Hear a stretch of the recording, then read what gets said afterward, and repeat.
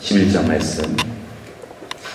여호와께서 들으시기에 백성이 악한 말로 원망하였다. 이 원망, 또 악한 말, 이런 것들은 왜 생길까요? 이 불평과 원망은 내 삶에 충족되지 않은 것들이 있다. 내 뜻대로 되지 않는다. 내 생각대로 되지 않는다. 이렇게 생각하면은 사람들은 원망할 수 있고 불평할 수 있습니다. 근데 악한 말이 섞이는 것은 왜 그렇게 악한 말이 섞일까요?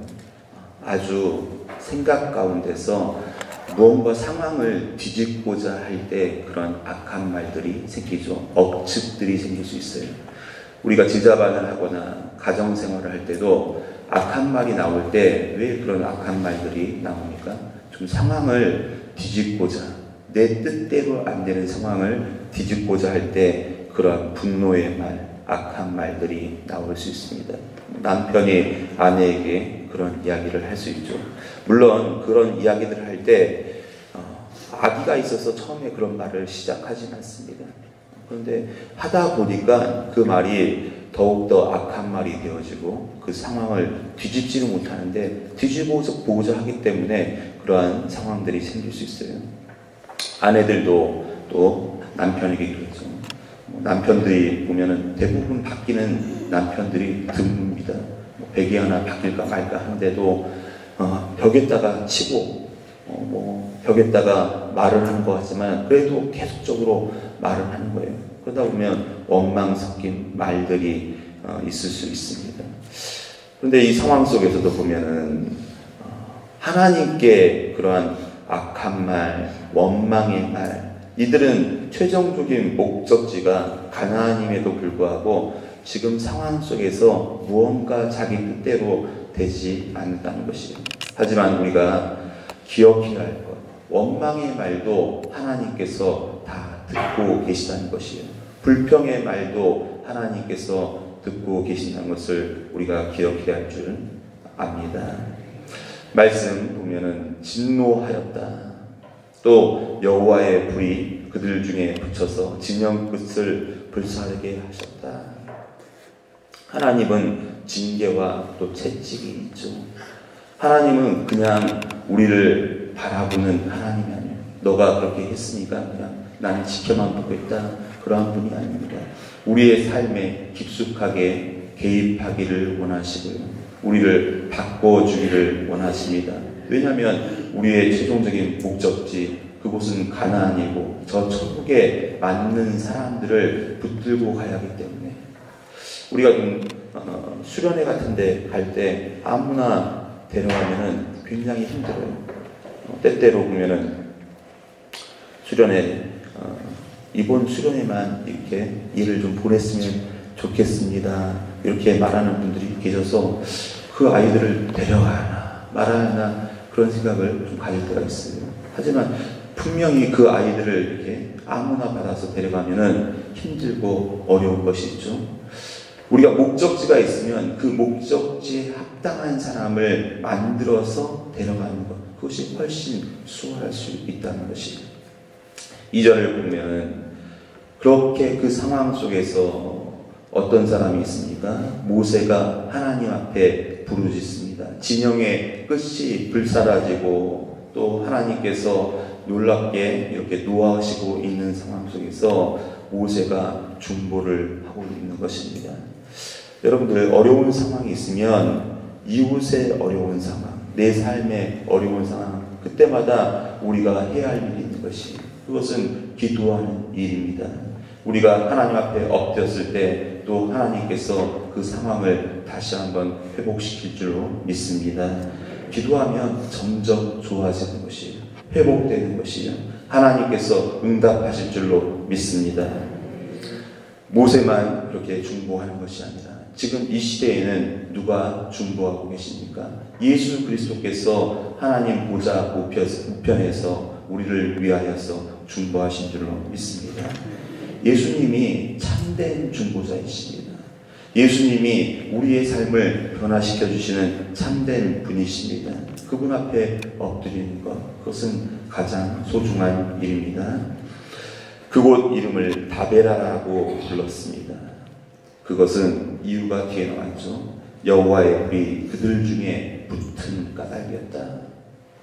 여호와의 그러한 놀라운 일을 행하신 것을 보고서 그때서야 그들이 깨닫는 것이 이곳은 불사름이구나.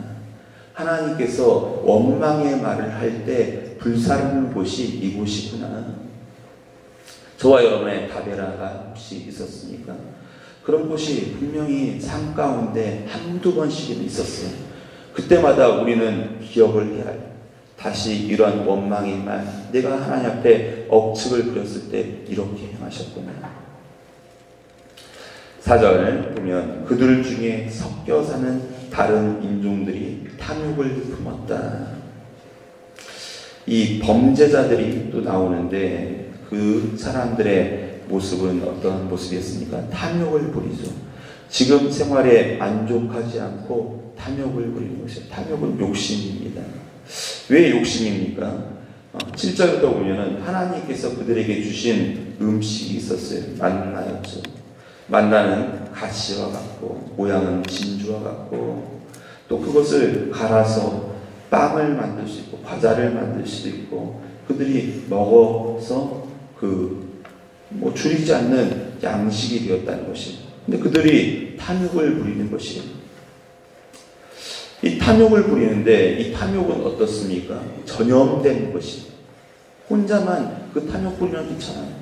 나는 좀 탐욕을 부리겠습니다. 그렇게 하면 괜찮은데 옆 사람들도 다 전염이 됩니다. 이스라엘 여성들도 다시 울면서 이르지 않습니까?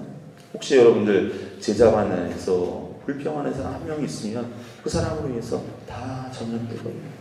우리 광산교회 같은 경우에는 그러한 좀 전염을 많이 시킨 사람 급히 드뭅니다. 다른 교회 가보면 막 식당에서도 일은 열심히 하세요. 그런데 일을 하다가 막 욕심 부리고 불평에만 하고 원망에만 하고 금방 다져요. 찬양대 한다고 하면서도 거기서도 불평에만 하고 원망에만 하고 금방 다져는다는 거예요. 우리는 믿음의 공동체인 줄로 믿습니다. 믿음의 공동체는 어떤 말을 해야 합니까?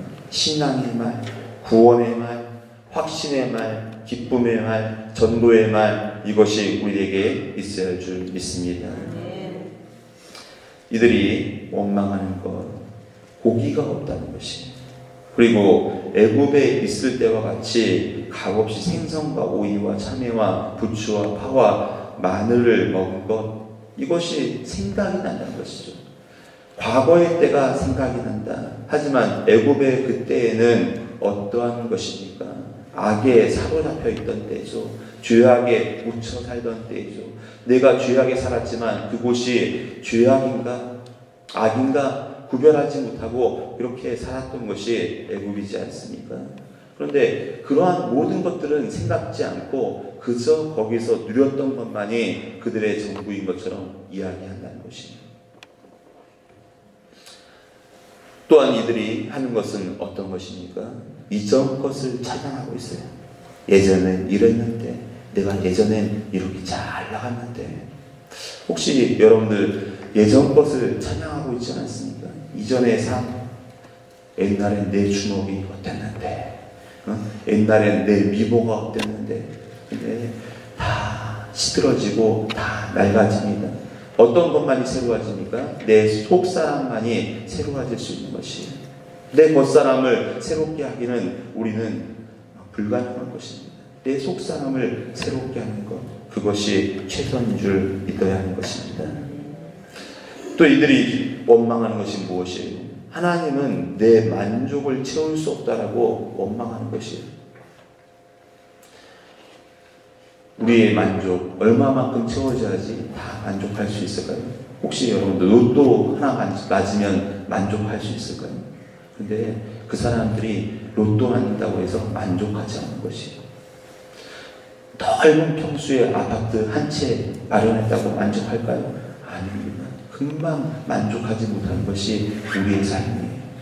자녀가 좋은 직장 가졌다고 만족할 수 있을까요? 더 좋은 것을 향하여서, 더 높은 곳을 향하여서 우리는 생각하지 않습니까?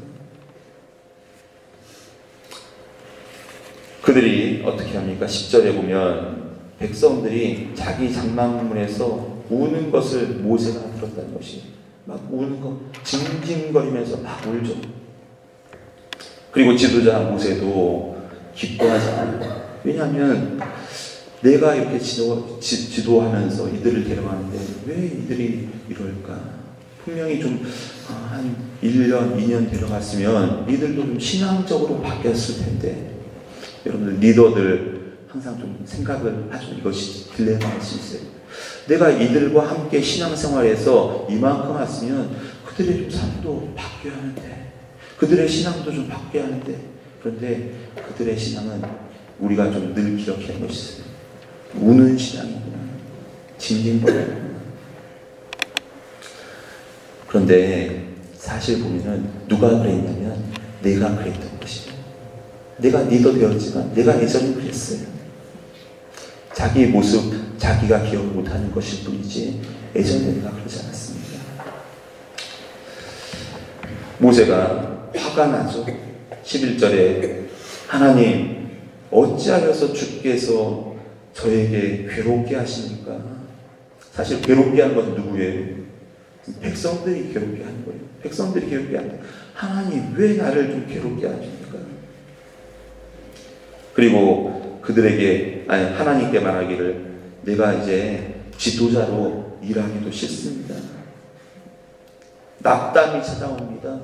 배신감이 찾아옵니다. 그런 이야기를 하는 것이죠. 우리가 리더가 되었을 때, 지도자가 되었을 때 이런 위기는 늘 찾아올 수 있어요. 백성들에게 배신감을 느낄 수 있죠. 목원들에게 배신감을 느낄 수 있죠. 혹시 내가 가르치는 아이들에게 배신감을 느낄 수 있죠. 어떤 선생님은 보면은 치킨 잘 사줘요. 피자 잘 사줘요. 근데 아이들이 정작 보면은 치킨, 피자만 좋아하지 믿음과 신앙은 저버리는 아이들이 있잖아요. 그러면 그것에 대한 상처가 있는 교사들은 엄청 많죠. 근데 정말로 교육해야 할 것은 신앙과 믿음의 교육이에요. 함께 끌어안고 기도하고 찬양하고 그것이 최선의 교육이라는 겁니다. 모세가 이런 회의감을 갖고 12절 하는 말이 하나님 내가 이 백성을 임신했습니까? 낳았습니까? 양육하는 그런 아버지입니까? 그런데 하나님께서 무슨 나에게 이런 중차대한 일들을 맡기십니까? 그리고 지금 내가 여기서 고기를 어떻게 내겠습니까? 이들을 먹이겠습니까? 책임이 너무 중하여서 나는 혼자서 이 일을 맡지 못합니다. 하나님 은총에 대한 불신을 하죠. 우리도 때때로 하나님 은총에 대해서 불신해 본 적 있지 않습니까? 지금 내게 가진 것이 넉넉하고 나의 삶에 하나님께서 공급하시는데 그럼에도 불구하고 하나님 내 자식들 내가 이렇게 데려가야 합니까? 내 목원들 이렇게 데려가야 합니까? 원망이 섞인 말들을 할 때가 있어요. 특별히 그 원망이 언제 많이 들리냐면 새벽에 많이 들려요. 새벽에 기도하면서 하나님 나에게 왜 이 제자만 맡겨서 내가 이렇게 힘들게 합니까? 원통합니다. 원통합니다.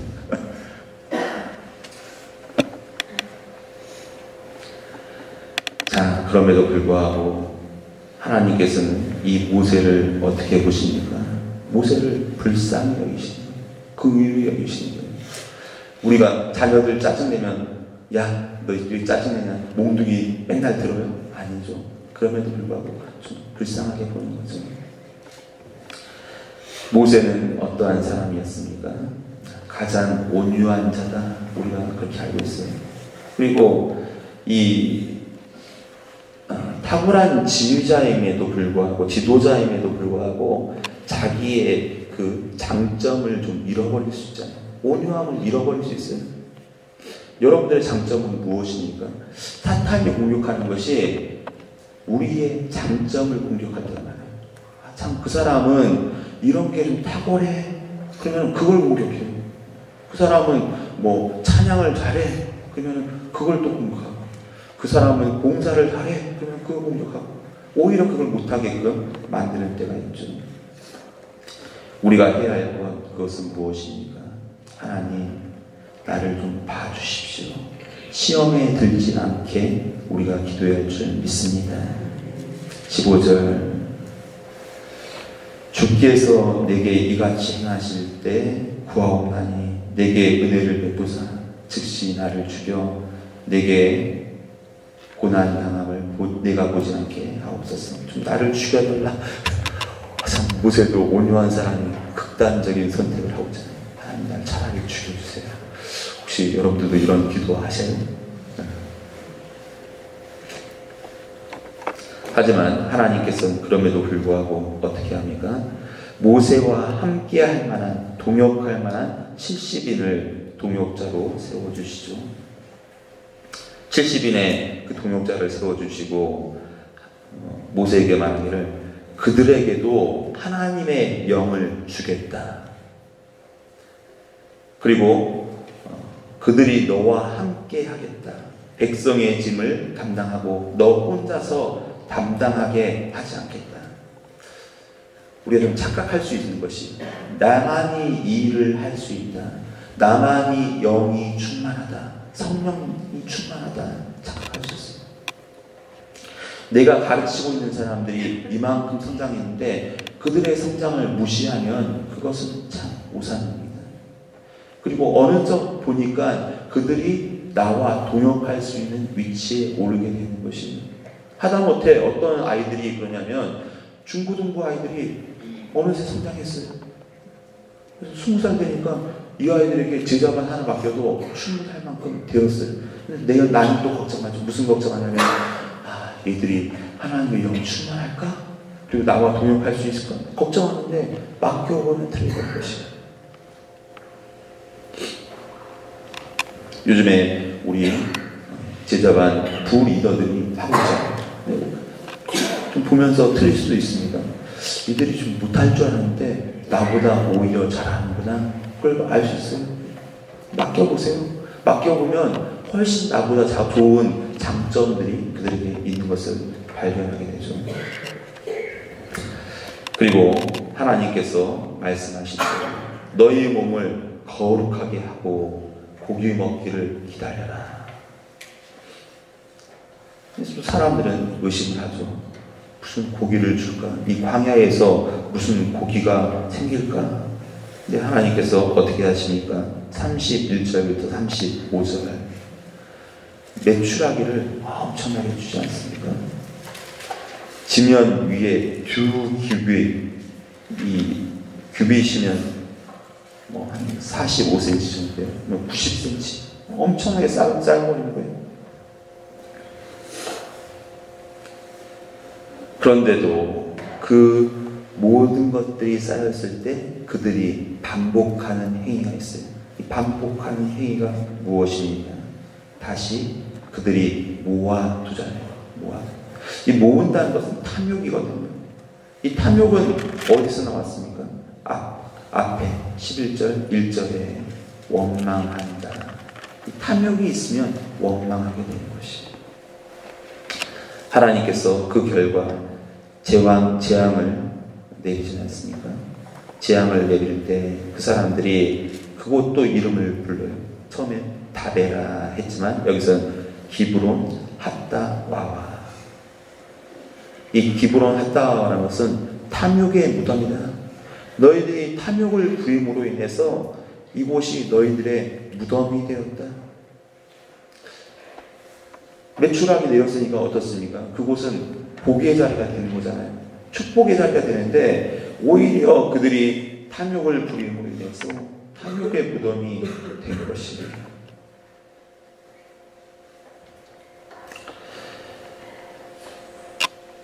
다시 좀 말씀을 앞으로 가보면 24절부터 30절 70명을 세웠어요. 그리고 그들을 하나님께서 세워주신 그 증거 하나님의 영이 임합니다. 25절 보면 그 70장로에게 하나님의 영이 임했어요. 막 예언을 하죠. 또 지금 현 시대로 말하면 막 찬양하고 기도하고 그들이 하나님의 영이 충만한 그러한 상황이 된 거예요. 사람들은 당황합니다. 왜 당황합니까? 지도자는 지금까지는 모세밖에 없었거든요.